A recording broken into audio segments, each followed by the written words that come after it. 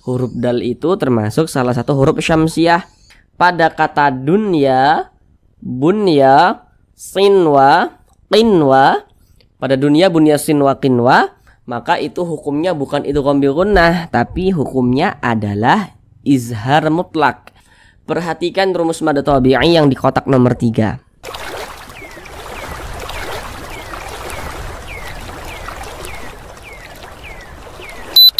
Assalamualaikum warahmatullahi wabarakatuh. Apakah Bapak Ibu Saudara semuanya masih terbata-bata dalam membaca Al-Quran, kemudian juga belum memahami ilmu tajwid? Mari belajar mengaji Al-Quran bersama kami. Akan kami jelaskan tajwidnya dengan pelan-pelan, sehingga dengan penjelasan tajwidnya yang pelan-pelan, maka insya Allah Bapak Ibu Saudara semuanya langsung dapat memahami ilmu tajwid Al-Quran dengan mudah. Kemudian dengan kita memahami ilmu tajwid, maka bagi Bapak Ibu Saudara semuanya yang belum lancar dalam membaca Al-Quran, insya Allah secepatnya bisa lancar. Namun sebelum itu kami doakan terlebih dahulu, semoga Bapak Ibu Saudara semuanya senantiasa dalam keadaan sehat, dipermudah segala urusannya, dikabulkan segala hajatnya, dan senantiasa dilancarkan rezekinya oleh Allah Subhanahu wa Ta'ala. Amin, amin ya rabbal alamin. Baiklah, langsung kita mulai belajar mengaji Al-Qur'annya. Kita kali ini akan belajar mengaji Al-Qur'an dengan penjelasan tajwidnya yang pelan-pelan, yakni pada surah Al-Baqarah ayat 220. Akan tetapi pada surah Al-Baqarah ayat 220 ini kita bagi menjadi beberapa bagian supaya durasinya itu tidak terlalu lama, karena di sini kami berusaha menjelaskannya itu dengan detail, kemudian juga dengan pelan-pelan. Jadi harapan kami Bapak Ibu Saudara semuanya langsung dapat memahami ilmu tajwid Al-Quran yang kami sampaikan nantinya. Kemudian kalau kita sudah paham, toh juga kita bisa menerapkan apa yang telah kita pelajari itu di ayat manapun dan di surah manapun kita bisa terapkan. Jadi ini kita masuk kepada bagian yang pertama. Jadi di bagian yang pertama ini kita akan belajar dari fid dunya sampai khair. Jadi dari atas ini ya sampai bawah sini nih. Baik, di sini akan kami bacakan terlebih dahulu dengan pelan-pelan. A'udzu billahi minasy syaithanir rajim. Bismillahirrahmanirrahim. Fid dunya wal akhirah wa yas'alunaka 'anil yatama qul islahul lahum khair.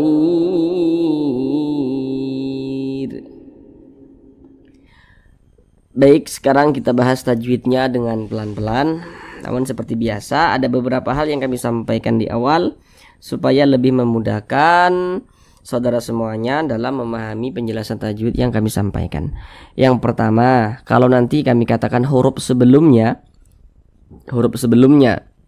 maka yang kami maksud itu huruf yang berposisi sebelah kanan daripada suatu huruf.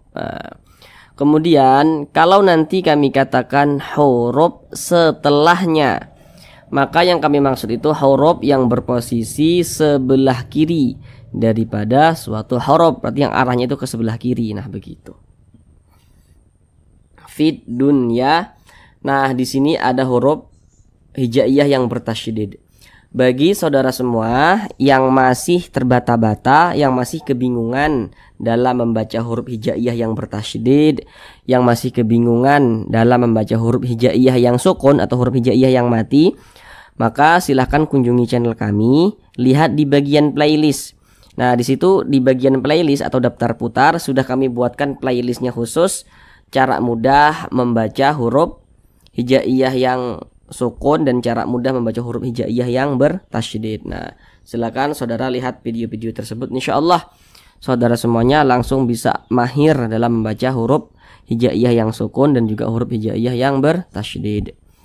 Baik, yang pertama di sini fid dunya. Di sini ada huruf alif lam berjumpa dengan huruf dal. Kalau kita membaca Al-Qur'an, apabila berjumpa dengan huruf alif lam, dia letaknya jejer seperti ini, berdampingan. Ini huruf alif, ini huruf lam. Nah, maka dinamakan alif lam. Kita perhatikan di depan huruf lam itu huruf apa? Kita lihat di sini, di depan huruf lam adalah huruf dal. Kita lihat di samping, huruf dal itu termasuk salah satu huruf syamsiah. Maka alif lam berjumpa dengan huruf dal, hukumnya adalah alif lam syamsiah. Alif lam syamsiah itu biasa disebut juga dengan idgham syamsiah, karena cara membaca huruf lamnya ini dia dibaca idgham. Jadi huruf lamnya ini kan dia tidak ada tanda bacanya nih, dia langsung masuk ke huruf yang di depannya, dibaca fid dunya begitu, fid dunya. Nah, begitu. Kemudian di sini ada huruf nun sukun berjumpa dengan huruf ya. Namun sebelum itu perhatikan dulu di samping. Setiap kita membaca Al-Qur'an, apabila berjumpa dengan huruf nun sukun atau berjumpa dengan salah satu tanda baca tanwin. Tanda baca tanwin bentuknya itu ada 3. Yang nomor 1 baris 2 di atas, fathah tain. Yang nomor 2 baris 2 di bawah, kasrah tain. Dan yang nomor 3 itu dhammah tain. Pokoknya setiap membaca Al-Qur'an berjumpa dengan huruf nun sukun atau berjumpa dengan salah satu tanda baca tanwin, kita perhatikan huruf setelahnya itu, kita perhatikan dia bertemu huruf apa begitu. Maka terjadilah suatu hukum tajwid. Contohnya di sini huruf nun sukun. Setelah huruf nun kita perhatikan huruf apa. Nah, tadi di awal sudah kami jelaskan, kalau kami mengatakan huruf setelahnya berarti yang berposisi sebelah kiri. Huruf nun sebelah kiri huruf nun mana? Berarti huruf ya.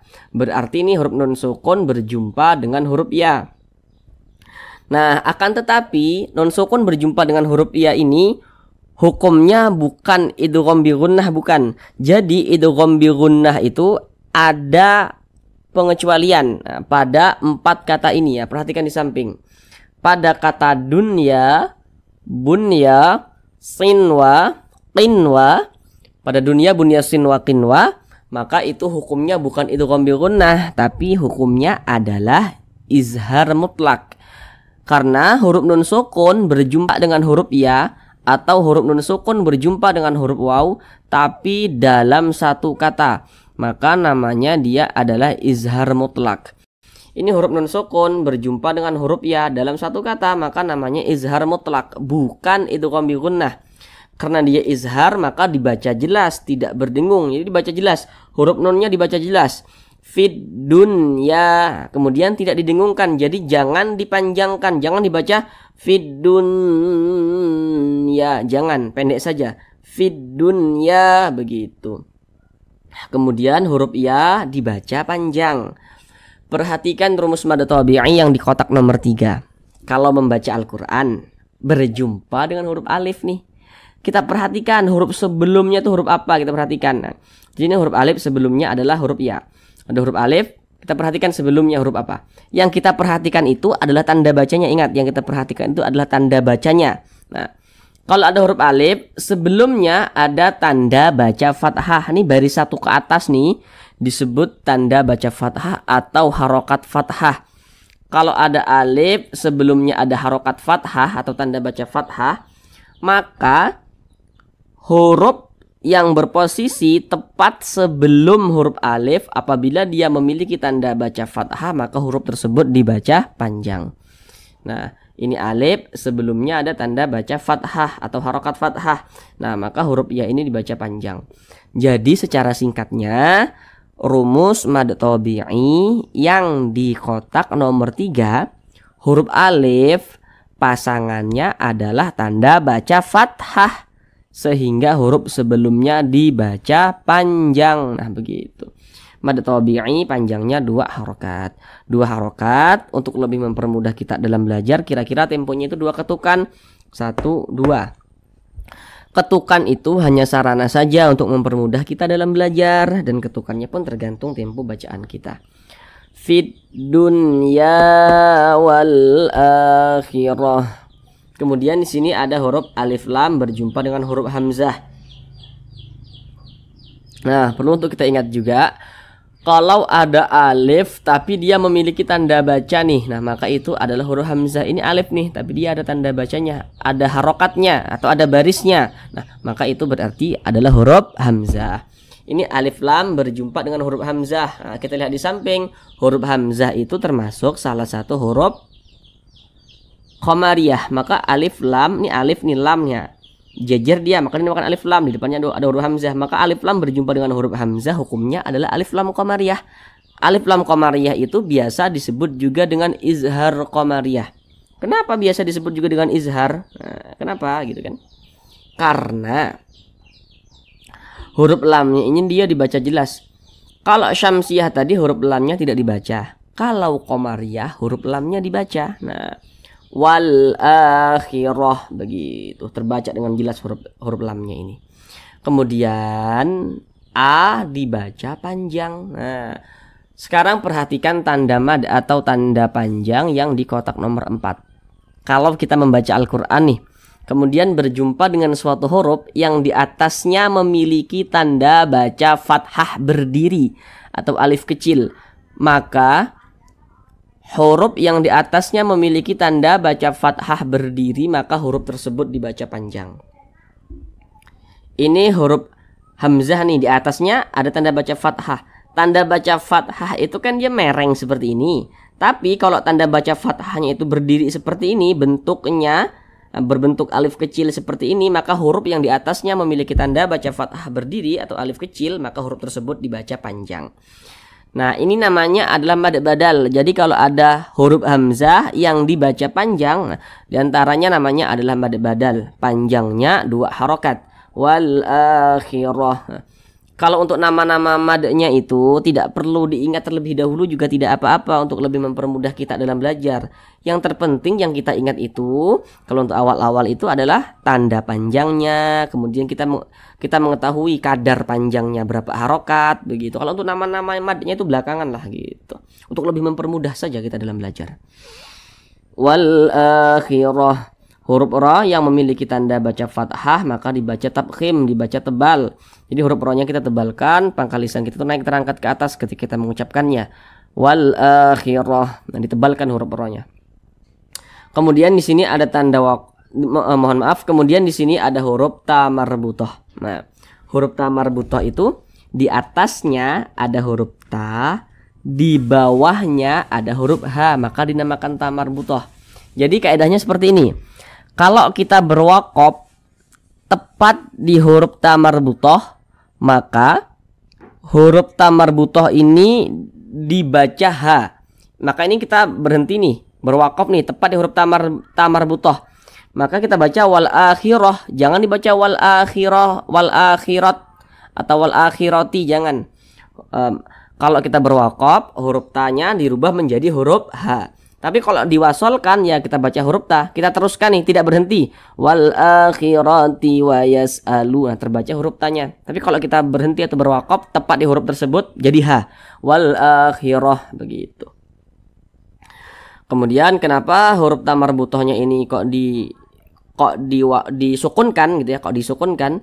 Kalau kita membaca Al-Qur'an kemudian kita berhenti atau berwaqaf tepat di huruf yang tidak dibaca panjang, maka huruf tersebut harus kita sukunkan.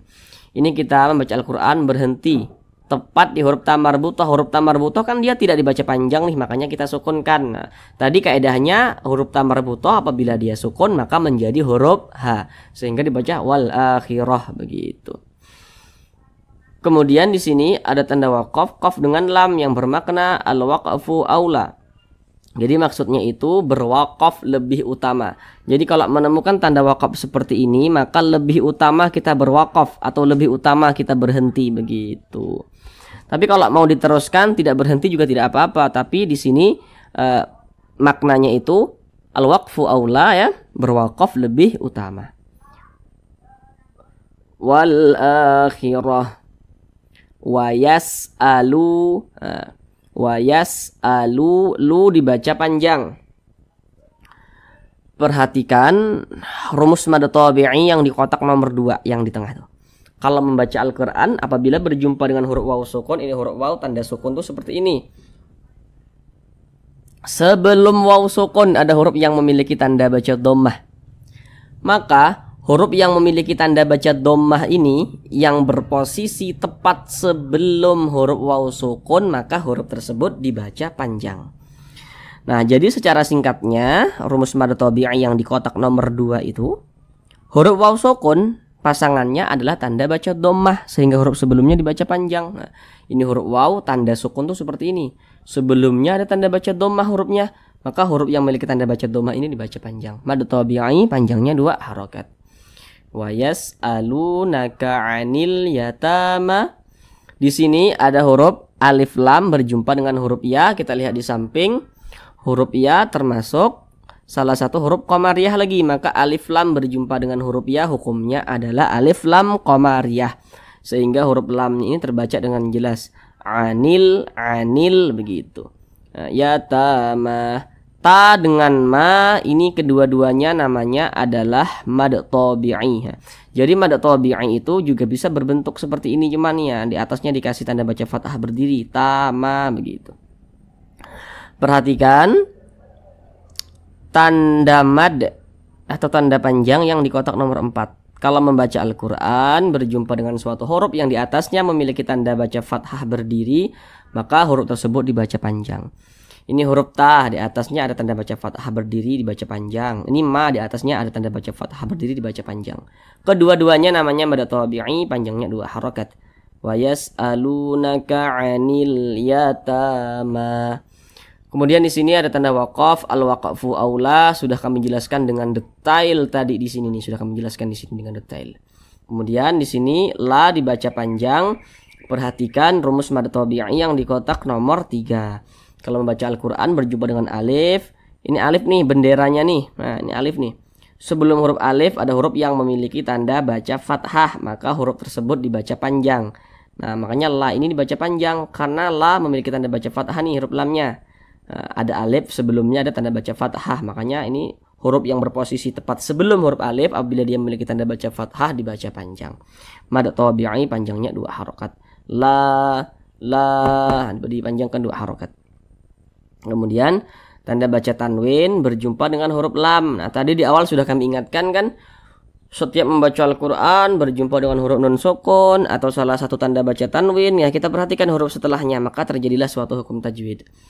Tanda baca tanwin berjumpa dengan huruf lam. Kita lihat di samping. Huruf lam termasuk salah satu huruf idgham bila gunnah. Maka tanwin berjumpa dengan huruf lam hukumnya adalah idgham bila gunnah. Cara membacanya itu dengan cara memasukkan kemudian tidak disertai dengan gunnah, tidak disertai dengan dengungan. Jadi yang dimasukkan itu apa? Bunyi tanwinnya. Hul, ini kan jangan dibaca hun lahum, jangan, tapi dimasukkan hul lahum, nah dimasukkan hul lahum, masuk gitu. Kemudian dia tidak berdengung. Jadi jangan dibaca hullahum, jangan dipanjangkan seperti itu, pendek saja. Hullahum, nah, pendek saja seperti itu. Hullahum, jangan dipanjangkan, jangan didengungkan. Nah, kemudian di sini huruf mim sukun berjumpa dengan huruf kha. Nah, kita lihat di samping hukum mim sukun itu ada 3. Sekarang fokus yang di nomor 3, izhar syafawi. Kalau membaca Al-Quran berjumpa dengan huruf mim sukun, kita perhatikan huruf setelahnya. Ini mim sukun berjumpa dengan huruf kha. Setiap huruf mim sukun apabila dia tidak berjumpa dengan huruf ba, tidak berjumpa dengan huruf mim, maka semua hukumnya namanya adalah izhar syafawi. Ini huruf mim sukun berjumpa dengan huruf kha, bukan huruf ba, bukan huruf mim, maka semua namanya izhar syafawi. Pokoknya nanti ada huruf mim sukun berjumpa dengan huruf ta, mim sukun berjumpa dengan huruf dal, mim sukun berjumpa dengan huruf ra misalnya. Semuanya itu namanya izhar syafawi. Kecuali kalau ada huruf mim sukun berjumpa dengan huruf ba, mim sukun berjumpa dengan huruf mim. Selain daripada 2 huruf itu semuanya namanya izhar syafawi hukumnya. Karena dia izhar maka dibaca jelas, tidak berdengung. Baca jelas. Lahum khair. Jangan dibaca lahum khair. Jangan dipanjangkan seperti itu, pendek saja. Lahum khair. Begitu pendek. Di sini ada huruf ya sukun, ini huruf ya. Yang pertama di sini khair. Nah, ini namanya adalah madlin. Nah, madlin. Nah, bagaimana bisa terjadi madlin? Nah, pertama perhatikan di sini kaidahnya itu seperti ini. Pertama nih, setiap membaca Al-Qur'an apabila berjumpa dengan huruf ya sukun atau huruf waw sukun. Kemudian di belakang huruf ya sukun atau huruf waw sukun itu ada tanda baca fathah. Nah, di sini kan untuk lebih membulatkan lagi, di sini yang kita temui huruf ya sukun. Tapi ini bisa terjadi pada huruf waw sukun juga. Karena huruf lin itu dia ada dua, huruf ya sukun yang sebelumnya fathah, huruf waw sukun yang sebelumnya fathah. Ini huruf ya sukun sebelumnya ada huruf yang memiliki tanda baca fathah nih. Huruf ya sukun sebelumnya ada huruf yang memiliki tanda baca fathah. Pada awalnya ini namanya huruf lin pada awalnya. Kemudian huruf linnya itu berjumpa dengan huruf yang kita sukunkan, maka dia namanya berubah menjadi madlin. Madlin itu panjangnya boleh 2 harokat, boleh 4 harokat hingga 6 harokat. Kita baca khair. Nah, karena dia menjadi madlin ya kita panjangkan khair, begitu ya. Jadi ada huruf lin yang berjumpa dengan huruf yang disukunkan. Nah, maka berubah menjadi madlin namanya. Mana huruf yang disukunkan? Huruf ro. Ini kalau kita berwakaf tepat di huruf ro. Huruf ro kita sukunkan. Kita baca khair. Jangan dibaca khairun, jangan. Huruf ro kita sukunkan. Kenapa kok disukunkan? Karena kalau membaca Al-Qur'an kita berwakaf atau berhenti tepat di huruf yang tidak dibaca panjang, maka huruf tersebut harus kita sukunkan. Ini kita membaca Al-Qur'an nih, kita berwakaf nih atau berhenti tepat di huruf ro. Huruf ro tidak dibaca panjang, makanya kita sukunkan, begitu. Nah, kemudian huruf ro ini kan kita sukunkan, berarti dia menjadi sukun. Khair. Nah, begitu kan? Nah, kita sukunkan. Nah, kemudian kalau huruf ro ini dia disukunkan ya, kita perhatikan huruf sebelumnya. Nah, kalau ada huruf ro sukun, sebelumnya ada huruf ya sukun. Ada huruf ya sukun, maka huruf ro-nya itu dibaca tipis, dibaca tarkik. Nah, sehingga ini dibaca tipis, huruf ro-nya itu kita baca tipis. Khair. Nah, begitu. Kemudian di atas ini ada tanda waqaf, qaf dengan lam yang bermakna al-waqfu aula, sudah kami jelaskan tadi dengan detail di atas. Terima kasih, cukup sekian pembelajaran tajwid kita pada kali ini. Supaya tidak lupa, supaya tidak sia-sia dengan apa yang telah kita pelajari, maka konsistenlah untuk senantiasa membuka Al-Quran. Setiap sehari semalam itu pokoknya harus menyempatkan waktu untuk membuka Al-Quran, untuk membacanya, begitu. Supaya apa yang telah kita pelajari itu tidak lupa. Terima kasih. Assalamualaikum warahmatullahi wabarakatuh.